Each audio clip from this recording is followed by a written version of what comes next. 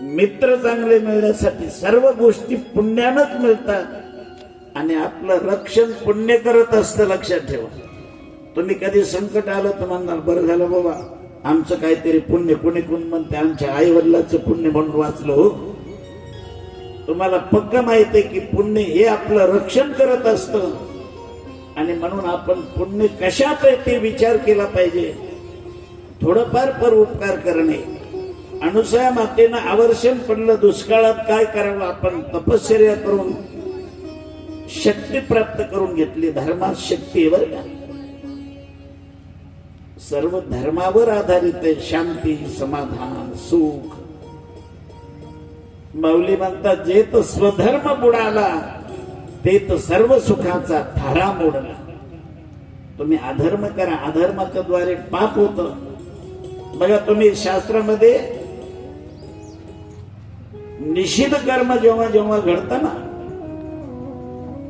पाप घडतं. पाप शास्त्रामध्ये विधी कर्म म्हटलं की त्याच्या पाठीमागे दोन तत्व आहेत, विधी आणि निषेध.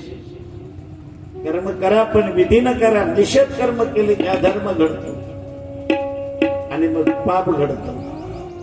पाप कशाला म्हणतात. पाप त्याचे नाव न विचारी नीत भलतेच उन्मत सदा करी. पाप कशाला म्हणतात. नीतीनं वागायचं नाही, आडदानपणानं कुणालाही शिव्या द्यायच्या, कुणाचंही अपहरण करायचं, जबरदस्तीने हिसकावून घ्यायचं, भलतेच उन्मत सदा करी. त्याला पाप म्हणतात. इथं बरं वाटायला त्याला काही काळ चालतो. जोवर अंगात शक्ती तोपर्यंत दादागिरी करताय. पुन्हा नालीत पडलं तरी कोणी त्याला तुकडा वाढत नाही. तुकडा इथंच्या इथं त्याला प्रायश्चित भोगावं लागतं. पुढे तर मारिती तोरीची झोळीती निष्ठुर यमाची किंकर बहुसा. म्हणून प्रत्येक शास्त्र कशासाठी आपल्या कल्याणासाठी. आपण कसं वागावं, जीवन धन्य कसं करून घ्यावं. म्हणून अनुसूयाची कथा आहे. धर्मानं ताकद येते. आपला प्रपंच सुखाचा होतो. तुम्ही जर इमानदारीनं प्रपंच करायला लागलात तर अनेक सिद्ध्या आपल्या व्यवहारात येतात. आपल्याला कळतही नाही. एवढी एवढी भाजी केली तरी भाजी पुरते म्हणे. बघा ना 4 महाराज बी जेवून गेले तरी भाजी जशाला तशीच आहे म्हणे. खर्चालाही पुरली आणि महाराजही जेवले. म्हणजे मला जीव घाला असं म्हणत नाही बरं. धर्म येतो. सेवा घडली पाहिजे ना आपल्याला. कारण मी बाहेरचा महाराज नाही, तलत महाराज आहे. घरी जेवून येतो, काही अडचण नाही. पण तुम्हाला धर्म सांगायलो. कदाचित आपण ग्रस्त आश्रमीत कोणी अतिथी आला की त्याचा सन्मान करणं आपलं धर्म आहे. इथं बस. ग्रस्त आश्रमी आपण आहोत.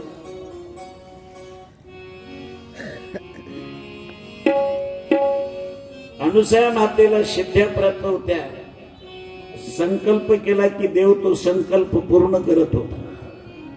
वाचा सिद्धी पावाल अध्यापक व्हाल. आणि तपश्चर्या रोज हरिपाठ म्हणा. तुमची वाणी पवित्र नाही, देह सुद्धा पवित्र होतो. वास्तविक पाहिलं तर देह अपवित्र आहे. कीर्ती मुखी जरी गाय भगवत नाम चिंतनानं बघा हरिपाठात हरिपाठ कीर्ती मुखी जरी गाय आणि पवित्रची होय देह त्याचा. वाणी होईल हो पण सर्व अंग पवित्र होतं. सर्व अंग. म्हणून तर दर्शन घेतलं तरी लोकांचा उद्धार होतो या साधूंच्या दर्शनात. दर्शन हेळा मात्रे तया होय मुक्ती. एवढी दर्शनात ताकद कशामुळं. संतांनी आपलं सर्वस्व जीवन देवाला समर्पण केलं. संतांचे वर्णन ते चालते ज्ञानाचे बिंब अवयव हे सुखाचे कोंब माणूसपण हे भांब लौकिक भाग. आपल्याला माणसासारखे दिसतात पण संत नवती जगा माणसाच्या सारखे. समुद्र नदी नोही पैगा पाषाण म्हणून लिंग. संत नवती जगा माणसाच्या सारखी. महादेवाची पिंड आहे त्याला पाषाण म्हणतो का आपण. देव नुसते देव नाहीत. कोणते देव आहेत. महादेव. महादेव बडा देव सब देवन का बाबा बाबा. दगड म्हणायची काय ताकद आहे आपली. आणि म्हणूनच सुद्धा माणसाला, कारण आपलंच नुकसान होतं, पाप लागतं, वाणी दूषित होते. पावित्र्य सांभाळणं हे धर्म आहे. 6 दोष आहेत वाणीचे.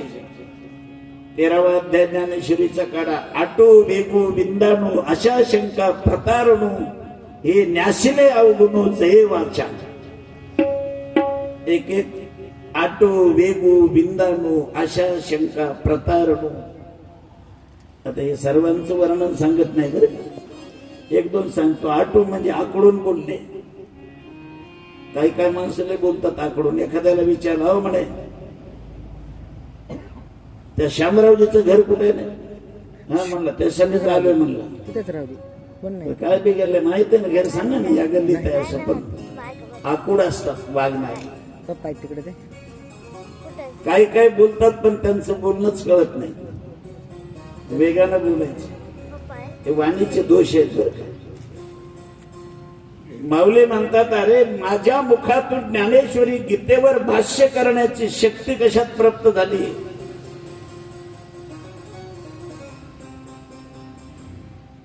माऊली म्हणतात, माझ्या वाणीचे तप वाचा केले बहुत कल्प. कल्प कशाला म्हणतात. कृता कृता दोपार कली चौकडी 71 वेळेला जावं लागते, तेव्हा एक कल्प होता. आता प्रत्येकाचं आयुष्य वेगवेगळं बरं का. कलियुग एकात. आपला कलियुग किती वर्षाचा आहे. 100. 4,32,000 वर्ष कलियुगाचं आयुष्य. 4,32,000. त्याच्यात माणसाचा आणि आता किती झालंय कलियुगाला. 5,500. 5,122 वर्ष झाले या वर्षी. आता 5,122 आणि 4,32,000 जायचं आहे. आताच तर माणसं असे झालेत. आता ते तेव्हा किती होणार आहेत ते तुकोबरायच्या गात्याच्या शेवटी अभंग आहेत. ऐका कलीचे महिमा. शास्त्रात सर्व वर्णन. आता थोडासा बदल झालेला. मग माऊली म्हणतात, मी अनंत कल्प वाणीचं तप सांभाळलं म्हणून माझ्या मुखातून गीतेवर भाष्य करण्याची ताकद वाणीत निर्माण झाली. म्हणून वाणीचं तप आहे, मनाचं तप आहे, शरीराचं तप आहे. हे तप आपण आचरण करावं लागतं. तप म्हणजे काय. इंद्रियाची आटणी करणं, त्याला तप म्हणतात. म्हणजे इंद्रिय धावतात बरं का विषयाकडं. असं एक बरळ्यासारखे विषय सेवन करायचे नाही. जेवण करायचं तरी किती करायचं. ढेकरे जेवण दिसे साचे. एकदा ढेकर येईपर्यंत जेवायचं. म्हणले महाराज कोरभर खाल्ली की आम्हाला ढेकर येते ना, आम्हाला तर 2 पोळ्या खायच्या. बघ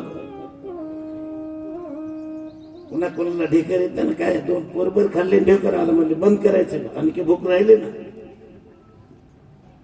युक्त आहार विहार नेम इंद्रियाशी सार नसावी बासर निद्रा बहुभाष. जास्त जागरणही करायचं नाही, जास्त झोपायचं नाही, कमी जेवायचं नाही, जास्त जेवायचं नाही. हे शास्त्र आहे बरं का. आपल्या प्रत्येकाकडे कुकर आहेत का नाही. कुकरला किती शिट्या येऊ द्यावं लागतात. 3. जरा कठीण डाळ असली तर 4, जरा साधारण असेल तर 3. आणि उगत म्हणले जाऊ द्या भागवताला जाते कुकर लावून जायचं. भाऊ दे कौरबी. ते कुकर जाग्यावर राहील का? उडत उडून छताला लागेल नाही तर वाल जाईल. हे वाल हे सांभाळावं लागते. किती शिट्या येऊ द्यायचे नाही. धरलेलं वाल. युक्ताहार विहार नसता. इंद्रिय वाणी बरळत असते. अनंत वाचा बरळती बरळ. दया कायचा दयाळ पावे हरी. कसं बोलायचं हे शास्त्र सांगतं. साचा आणि मवाळ मितले आणि रसाळ शब्द जैसे कल्लोळ अमृताचे. गोड बोललं तर काय जाते आपलं. पुण्य मिळतं ना फुकटचं पाकट. वाणी पवित्र होती, दोष लागत नाही. एखाद्याचं नाव जर नारायण असेल त्याला नारायण म्हणते तर तर आपण काय म्हणू? नारायणच म्हणा. नारायणराव म्हणा ना. आणखी पुढे विषय जोडा. या नारायणराव, या नारायणराव. इथं कोणी नारायण आहेत? आमचे नारायणराव आले. त्यांना आनंद वाटतो. त्यांना वाटतं सर्वांमध्ये मला नारायणराव म्हटले. 2-2 नारायण आहेत, इकडे नारायण आहे. आपलं काय बिघडत आहे? आपली वाणी पवित्र होते, दोष लागत नाही. यालाच तर धर्म म्हणतात ना. कुणाचं अंतकरण दुखेल अशी कृती आपल्या इंद्रियाकडून न होऊ देणे, त्याला धर्म म्हणतात. हे किती धर्म सोपा आहे. अनुसया मातेनं धर्माचं अनुकरण पालन केलं, पातिव्रत्य धर्म सांभाळला. अनेक सिद्ध्या दारामध्ये, अंगणामध्ये लोळत होत्या. साधू संतांच्या दारात अष्टमहासिद्धी ओळंगती द्वारी, नवजती दुरी दवडिता. त्या सिद्ध्याला विचारत नाही साधू, पण त्यांच्या अंगणात लोळतात सिद्ध्या. सिद्धी कशाला म्हणतात?